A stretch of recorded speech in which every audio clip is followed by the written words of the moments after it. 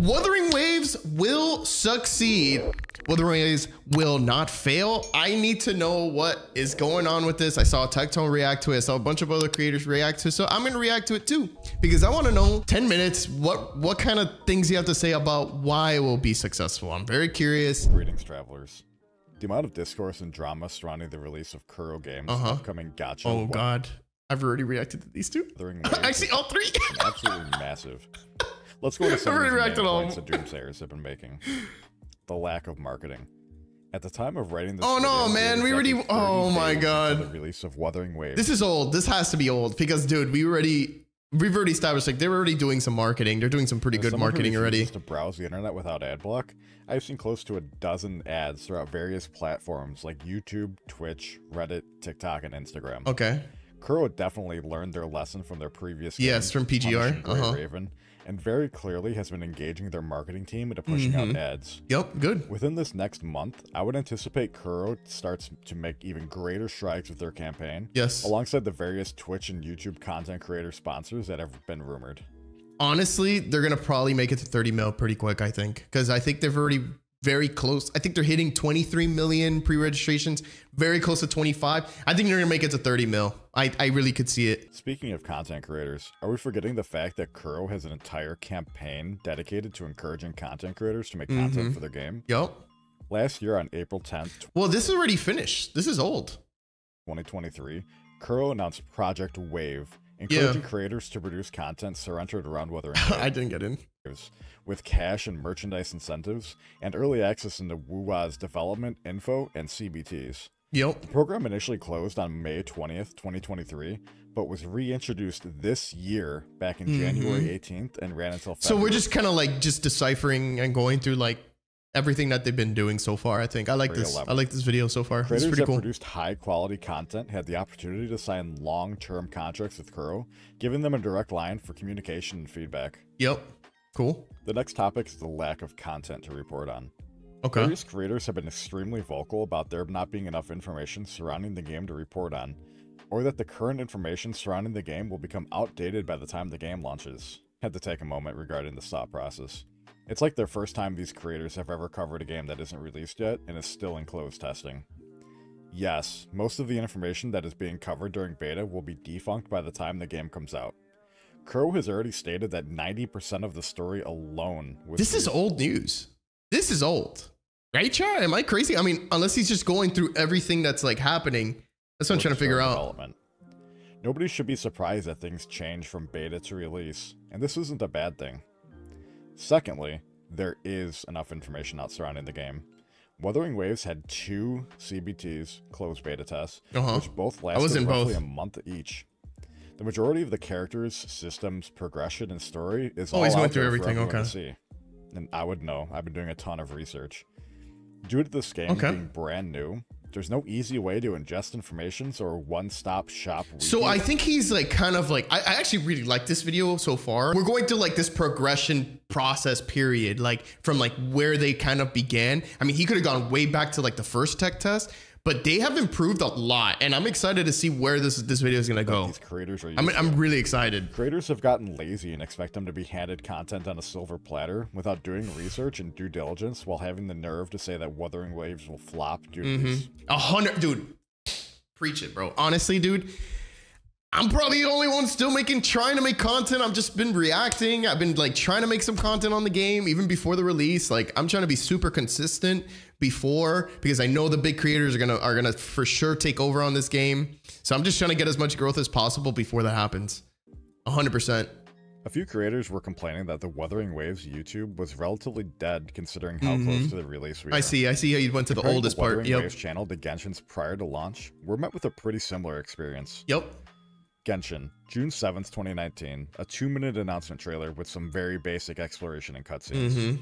August 1st, bunch of music, a 4-minute video with some extremely basic gameplay. Really like this breakdown, bro. He's really comparing the marketing to Genshin versus like Wuthering Waves, like where they're at in the timeline of like how Genshin blew up. Obviously, this is like not considering the whole COVID boost, but still it's interesting to see it in this perspective. Really, really cool. I really like this video a lot. This video is really good. January 14th, 2020. A 1-minute preview of Zone, nothing of substance. Yeah, that's August crazy. 6, 2020, a 1 minute 30-second state of gameplay with absurdly basic mechanics. Okay. September 27th, 2020, 1 day before the game launched. These are COVID numbers, dude. Like, they got lucky with these views. Maybe they would have these numbers would not have been this high. I really doubt it if it wasn't for COVID. So I don't know. Gameplay / announcement trailer. But Outside it was of a the lot. various There was a videos that lot I of hype listed though. above, the only other content uploaded to their YouTube was the OST and 3 character demos. People have been expecting Kuro to simply throw millions upon millions of dollars into marketing Wuthering Waves. Yeah, I like that he's not being biased either. He's just like breaking it down very equally and just breaking down the info in general for Kuro both. Games is a relatively smaller company compared to MiHoYo, who prior to launching Genshin Impact already had a massively successful game with Honkai Impact 3rd. While Punishing Grey Raven was semi-popular, it's obvious Kuro has the fraction of a budget Hoyo had when producing and launching Genshin. Agreed. The argument of the game is too similar to Genshin Impact.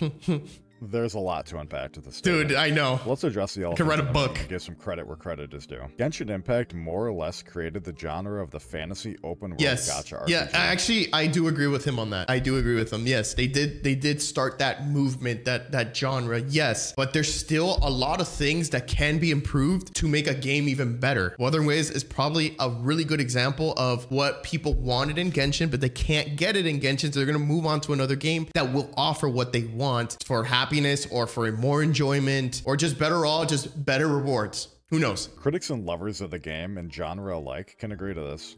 Yeah. But this does not discredit any future game developers attempting to capitalize on the genre. Exactly. Yeah. There's gonna be a lot of games doing that. The Souls-like genre.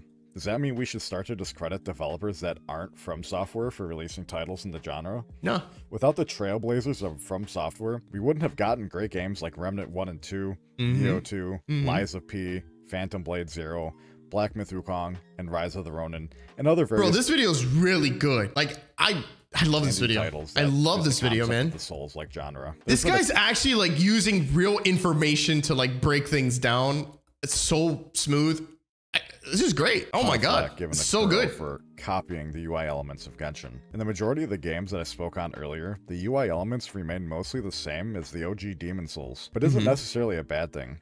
There's only so many ways to display information on your screen that is appealing to the eye, makes sense, and users are familiar with. People often forget the massive amounts of research and development, feedback, and money that went into perfecting the UI on major titles. There's also a need in our case for the UI to seamlessly be able to transition between PC and mobile, and eventually console. Very true. Let's go into a couple more specifics. League of Legends, Smite, and Dota 2 all share an extremely similar UI. Very true. Fortnite, PUBG, and Apex all share a similar UI. Battle Royales. Hell, even Windows, Mac OS, and Linux all share a similar UI. That's crazy. Some creators have had the audacity to complain about the dark, gloomy atmosphere of Wuthering Waves. Oh my god. Either they're farming or just ignorant. But this was the very obvious intent of Kuro, given the story. The lament was meant to be a catastrophic event, wiping out the majority of Thank you so much. Thank you. Leaving humanity on the brink of extinction. The calamity caused various abnormalities on Sol 3, leaving behind wave word phenomenons, which has significantly impacted the planet. Duh. That's what people don't understand. Apocalyptic. That's what I'm saying. The atmosphere and artistic style choices are a direct representation of the story. I've heard the phrase thrown around, if Wuthering Waves does not kill Genshin, it will be considered a flop. No, it doesn't need Firstly, to. let's address the second elephant. Oh my god, this Wuthering is crazy. Waves will not come close to the massive success that is Genshin.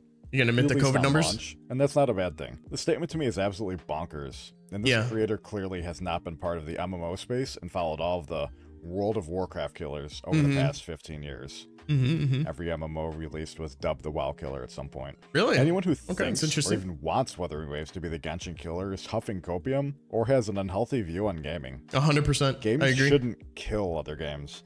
They should compete with each other. They should. More than one game can exist in a genre without them killing. I do want to say, however, I'm curious to see if he does a take on this. Like, everyone does want the competition, but what bothers me the most with this take and this argument is that people really think that Hoyo or Genshin will improve based on competition. I mentioned this in every single video that I make, making this comment, bro.